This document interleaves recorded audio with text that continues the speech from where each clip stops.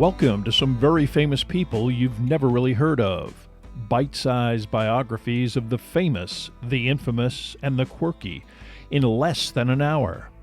My name is Philip D. Gibbons, and there is more information about me, this podcast, and a bibliography at someveryfamouspeople.com. There are also photographs of many of the individuals and items mentioned in this podcast. At the conclusion of Part 1 of this presentation, there will be additional suggestions concerning further information about today's subject, Butch Cassidy and the Sundance Kid.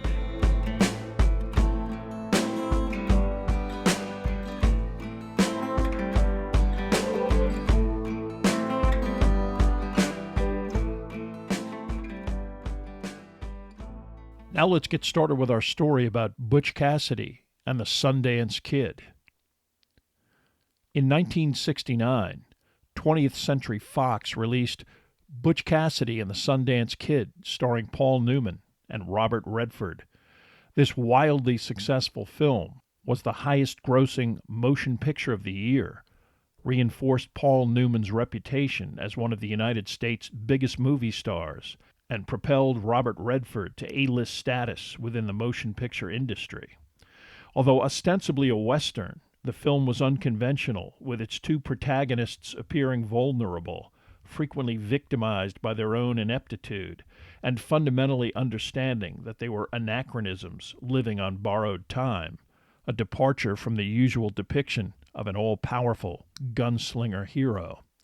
The film was chiefly the result of a script written by William Goldman, who spent close to a decade researching, writing, and attempting to sell this genre-busting story, an effort that ultimately earned him an Academy Award. But like most major Hollywood films, the viewer is left wondering what was true and what was invented. Was the affable Cassidy and the sardonic Sundance anything close to a realistic portrayal of the two men? And how accurate was the depiction of Cassidy and Sundance in terms of their lives, their criminal careers, and their flight to South America? Butch Cassidy was born Robert Leroy Parker on April 13, 1866, in what is today Beaver, Utah. Robert was the first of 13 children born to Maximilian Parker and Ann Gillies, his parents Mormon converts and emigrants from England. Initially, Maximilian Parker made a living delivering mail in the Beaver and Panguitch, Utah area. In 1879, Parker gave up his mail route and moved to Circleville, Utah, the family settling on a 160-acre farm that primarily grew wheat, and Max worked various odd jobs in agriculture and hauling timber. Robert Parker was 13 years old when his family moved to Circleville, the entire family subsisting in a two-room log cabin. Other than working on the family ranch with his father, not much is known about how Robert spent his childhood. His first interaction with law enforcement was when, frustrated that he could not purchase a pair of overalls when he found a Milford, Utah clothing establishment closed, Parker illicitly entered the store, found a pair of pants that he liked, and left a note stating that he would pay for the garment the next time he was passing through. The store proprietor informed local law enforcement of what he considered to be a theft, and the 13-year-old was arrested. Although the incident was quickly chalked up to an innocent misunderstanding and Parker was released, it helped foster in the 13-year-old a hostility to official authority, in this case considering the embarrassment caused to him and his family as an unnecessary overreach.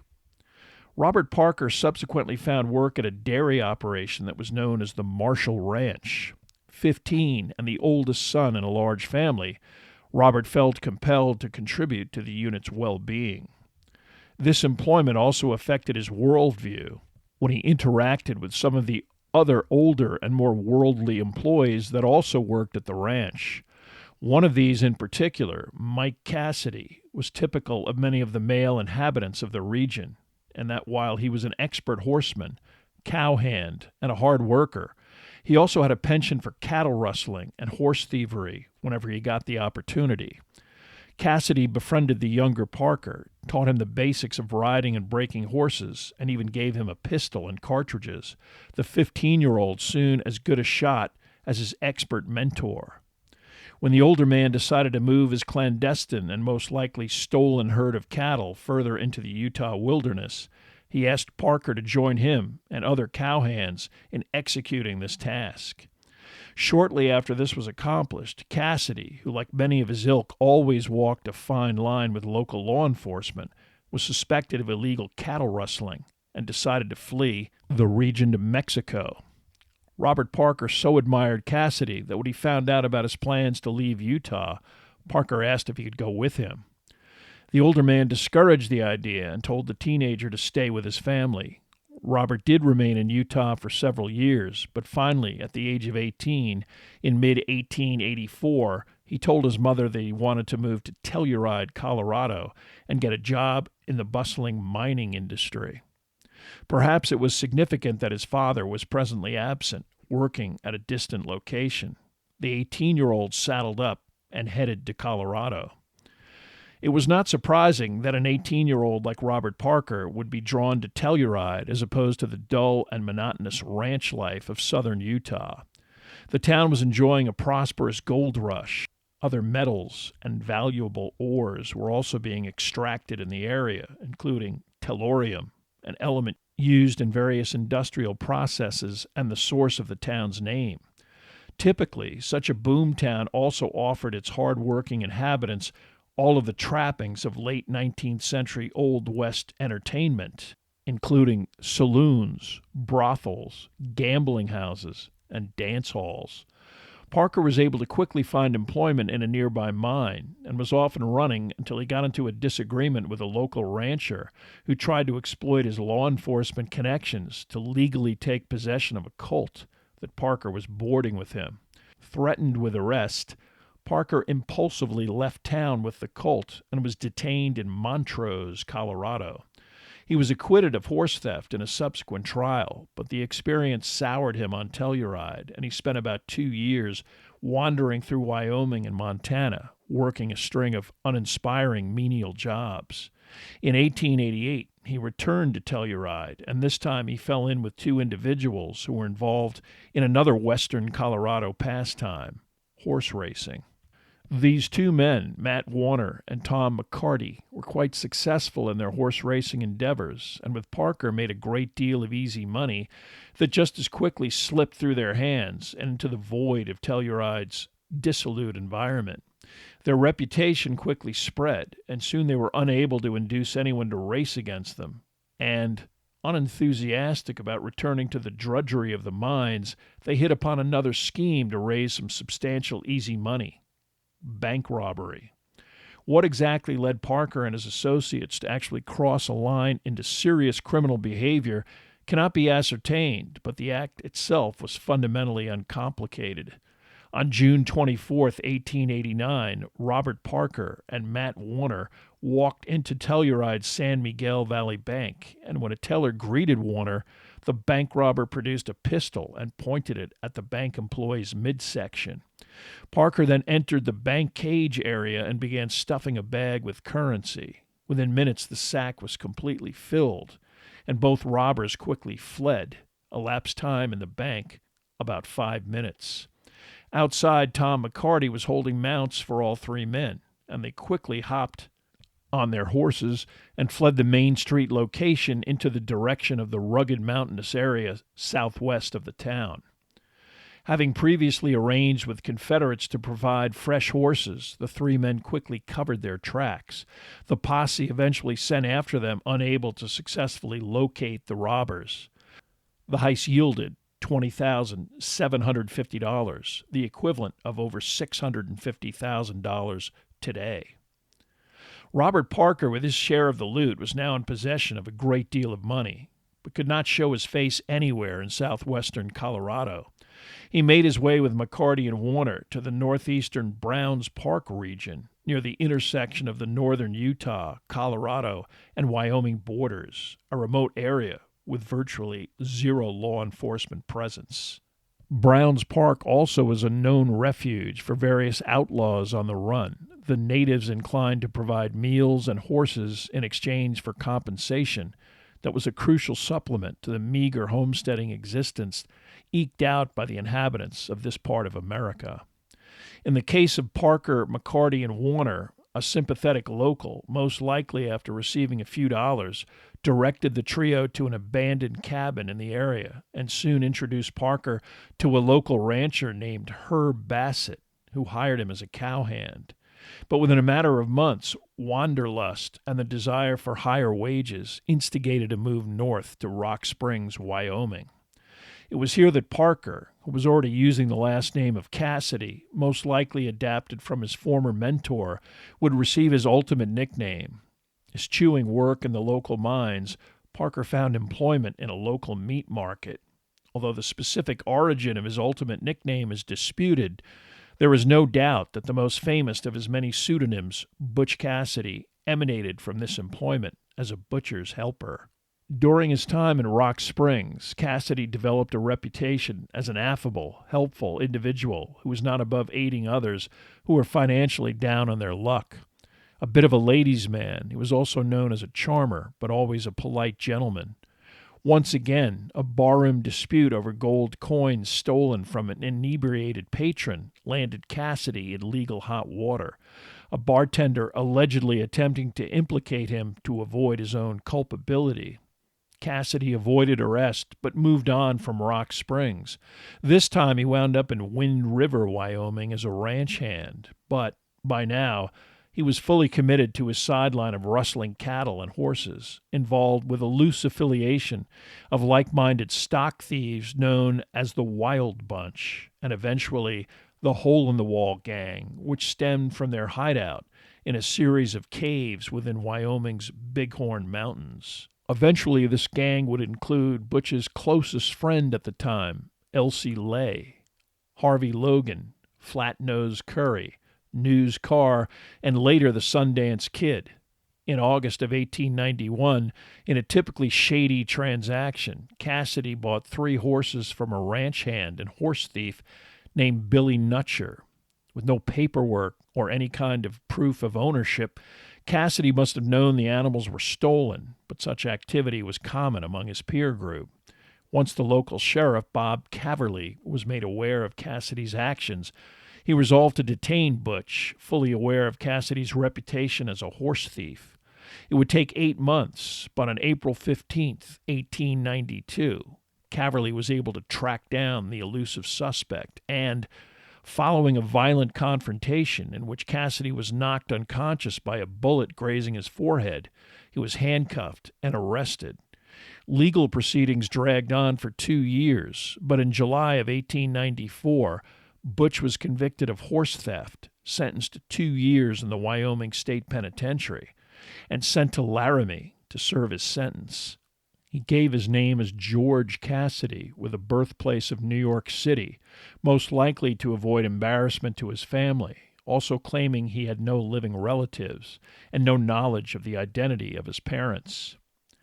During his time in the penitentiary, Cassidy became embittered by coming to the conclusion that his arrest and incarceration was the work of wealthy ranchers and cattlemen who had deliberately entrapped him, reinforcing the notion that law enforcement was merely the tool of the wealthy to further their own interests. Exposure to hardened criminals in prison also convinced Cassidy that stock rustling was not an avenue to wealth and prosperity, an opinion he expressed to the governor of Wyoming during a meeting concerning Cassidy's early release. Despite Butch's assertion that he was through stealing horses and would instead focus on banks, the governor exacted a promise from Butch that he would leave Wyoming permanently, an agreement that led to his early prison release on January 19, 1896. Cassidy headed for Browns Park, Colorado, where he moved in with close friends and associates Elsie Lay and Matt Warner. Warner was working as a hired gunman for a nearby gold mining operation, such protection necessary to ward off claim jumpers and trespassers who prospected on such properties, ignoring any formal claims. After a gunfight that killed 2 individuals who were trespassing on this property, Matt Warner and 2 other gunmen were arrested for murder and remanded to the Vernal, Utah jail.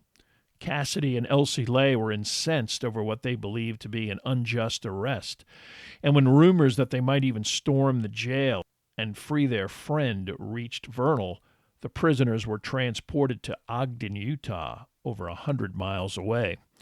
The two then consulted with a local attorney who agreed to take the case, but explained that the complexity of the trial required a significant fee that neither man had. Out of both necessity and vengeance, Cassidy and Lay decided to rob a small bank in Montpelier, Idaho. This location was a rapidly growing spot along a railroad line and presumably would have a great deal of cash on hand as a result of the miners, prospectors, trappers, and hunters, as well as the typical saloons, dance halls, and gambling spots that had already sprung up as part of such a boom town. Before any such robbery, Butch Cassidy was not impulsive in terms of planning or execution. In August of 1896, Cassidy, Lay, and a Confederate named Bob Meeks relocated to the Montpelier area and got agricultural jobs at a nearby ranch. They spent several days casing the bank, observing employees' behavior and scheduling, and set up fresh mounts along a potential escape route to quickly outrun any pursuit. By August 13, 1896, the trio were confident enough to pull off the heist, with Meeks waiting outside with their horses. Cassidy and Lay, wearing bandanas, entered the bank, announced a robbery to the two tellers and several customers, and quickly moved to take control. Butch trained his gun on the customers and herded them to the front of the bank, while Lay entered the bank cage area, demanding that one of the tellers fill up his canvas sack with bills. When the man claimed he had no banknotes, Lay pistol-whipped this individual, who immediately complied, emptying the contents of his cash drawer. Lay then grabbed some more currency from the open bank vault, retrieved some spare gold and silver coins from the counter, and the two men quickly fled the bank, all three robbers initially riding slowly until they reached the outskirts of the town, subsequently accelerating until reaching fresh horses hidden in a nearby canyon. They easily escaped from the haphazard posse that half-heartedly pursued them unsuccessfully. Estimates of the amount of money stolen historically vary, but within days, Douglas Preston, the Rock Springs, Wyoming attorney Cassidy wanted to hire, was paid in full.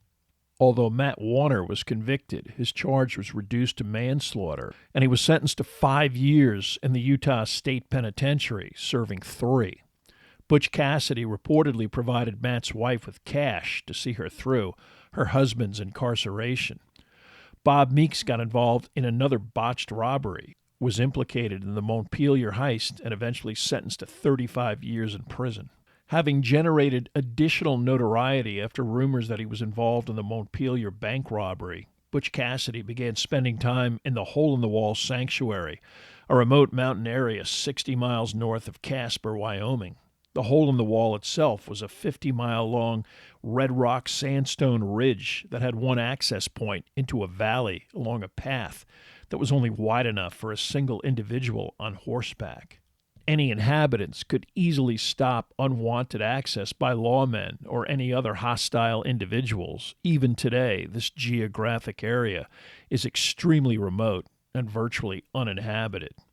Another refuge for Cassidy and other criminal contemporaries was an area east of present-day Hanksville, Utah, known colloquially as Robber's Roost, which borders the rugged territory near today's Canyonlands National Park. Similarly, a place no lawman would consider entering, knowing that access through narrow canyons and passages was sure to be detected and defended aggressively. It was during this time period that Butch became acquainted with another member of the Wild Bunch, Harry A. Longabaugh, better known in both Western lore and cinematic dramatization as the Sundance Kid. Although Butch Cassidy's closest associate and friend in his early days was Elsie Lay, Sundance would also be involved in some of Cassidy's later criminal escapades and featured prominently in Cassidy's subsequent flight from the United States. Harry Alonzo Longabaugh was born near Phoenix, Pennsylvania, sometime during the year 1867. His father was a German immigrant and an indentured servant, the family with 5 children, grinding out a meager existence in the Philadelphia area, the Longabaus relocating to whatever locale would provide a subsistence wage. By the age of 13, Harry was essentially on his own, living with distant relatives and working menial jobs. At age 15, Longabau moved to Illinois to work on the farm of his cousins, George and Mary Longenbau. Eventually, the couple decided to move to Colorado, first to Durango and then to Cortez, Harry tagging along, learning the fundamentals of horsemanship and ranching. It was most likely while in the Cortez area that Harry would have encountered members of the Wild Bunch. At the age of 19, in 1886, Longabau joined a cattle drive that took him to Miles City, Montana. There he eventually found work on a nearby ranch, but one of the worst winters in the history of the Great Plains resulted in his loss of employment, and destitute, he resorted to robbing 2 other cowhands of a horse, saddle, bridle, and pistol, but was subsequently arrested, shackled, and placed by law enforcement on a train headed for Sundance, Wyoming. He escaped by jumping from the train, most likely with outside help. He then stupidly headed back to Miles City, where he initially had some success as a horse thief before his eventual arrest. He was tried and sentenced to 18 months of hard labor, but the judge, based on his young age, allowed him to serve the sentence in a county jail as opposed to the state penitentiary. Upon release, now 22 years old and with little employment prospects in the area, Longabau headed to Deadwood, South Dakota. His only real transformation in prison, his acquisition of a nickname, the Sundance Kid, most likely bestowed by a fellow prisoner. Hanging out with some of the criminal elements in the notorious South Dakota gambling mecca did little for Sundance's career advancement, and before long he was back in Cortez, Colorado, working on his cousin's ranch. Forays into Montana, Alberta, Canada, and back to Montana yielded similarly meager jobs on railroads and ranches. September 1892 found him in Malta, Montana, where he and 2 other conspirators robbed a Great Northern Railroad train of a grand total of $19. All 3 robbery participants were apprehended, but Sundance was fortunate enough to escape and make his way to the Hole in the Wall in Wyoming. There he would begin a more focused outlaw life that included consorting with other members of the Wild Bunch and residing in remote areas like the Hole in the Wall and the Robber's Roost. He also began a relationship with a woman typically known historically as Etta Place, frequently also referred to as Ethel or Eleanor, her first name possibly an acronym assigned by law enforcement, who eventually became aware of her association with the Wild Bunch. Etta Place is said to have been exceptionally attractive, and her background has been historically described as everything from a prostitute to a schoolteacher. Sundance's appearance on the scene coincided in an escalation of the Wild Bunch's more ambitious attempts at bank and train robbery as opposed to penny-ante horse and cattle theft. The first of these more elaborate robberies perpetrated by this group occurred near Wilcox, Wyoming on June 2, 1899. At 2 a.m, a Union Pacific train heading west was stopped by a group of men standing on the tracks holding a red lantern, typically a warning the trouble was just ahead. Although Butch Cassidy promised not to steal livestock and rob banks in the state of Wyoming, apparently this embargo did not apply to railroads. When this train came to a halt, 2 men wearing bandanas, believed to be Cassidy and Harvey Logan, jumped into the lead locomotive and ordered the engineer to slowly cross a bridge a few feet up the track. Once the train had crossed, dynamite was set off, although it failed to destroy the structure. Undaunted, the robbers uncoupled the locomotive, told the engineer to head a couple miles westward, and then most of Cassidy's gang set upon the passenger cars and mail car. A railroad employee by the name of Ernest Woodcock refused to open the mail cart door, hoping to protect any valuables and financial instruments inside. Gang members then used dynamite to gain access. Unfortunately for Woodcock, the explosion injured him and destroyed a portion of the rail car. Carried from the train, he was then asked to provide a combination to the car's safe. He again refused. Again, the Wild Bunch successfully dynamited the safe door. destroying most of what was left of the rail car. As reenacted in the Butch Cassidy film, the force of the blast sent banknotes scattering everywhere, much of the money having to be retrieved from the ground, or as the notes floated away on the breeze. Scooping up as much money as quickly as they could, eventually the robbers retrieved their horses, split up, and began a lengthy and extensive escape, this time pursued by an aggressive and heavily organized effort to bring them to justice. Their take was estimated to be anywhere from $30,000 to $50,000.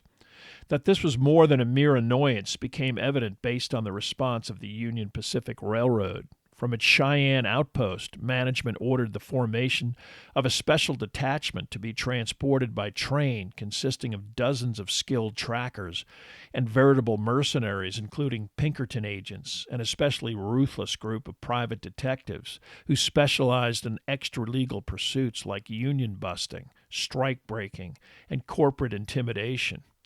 Rewards in excess of $100,000 were also offered by the railroad. In addition, a huge posse also pursued the criminals. One faction of the Wild Bunch were successfully overtaken near Douglas, Wyoming. However, the ensuing gun battle merely resulted in the death of a Converse County sheriff, most likely shot by Harvey Logan. Although none of the Wild Bunch were apprehended, the massive rewards prompted the Pinkerton Agency to assign 2 employees skilled in pursuing fugitives, Charles Siringo and O.W. Sales, to organize a determined pursuit. Although he features prominently in the Butch Cassidy film, another outlaw tracker named Joe LaForce was mostly unsuccessful in his attempts to apprehend anyone connected to this or any other Butch Cassidy robberies. The Lord Baltimore tracker that appears in the Butch Cassidy film was an invention of the screenwriter.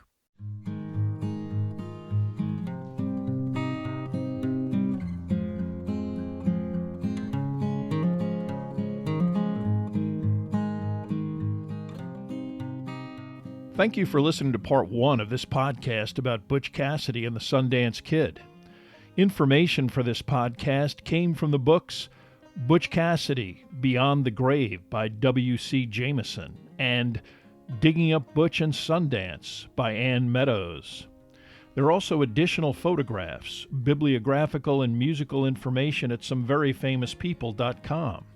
If you have enjoyed this presentation, please like us at our Facebook page, Some Very Famous People. Follow us on Twitter at Philip D. Gibbons.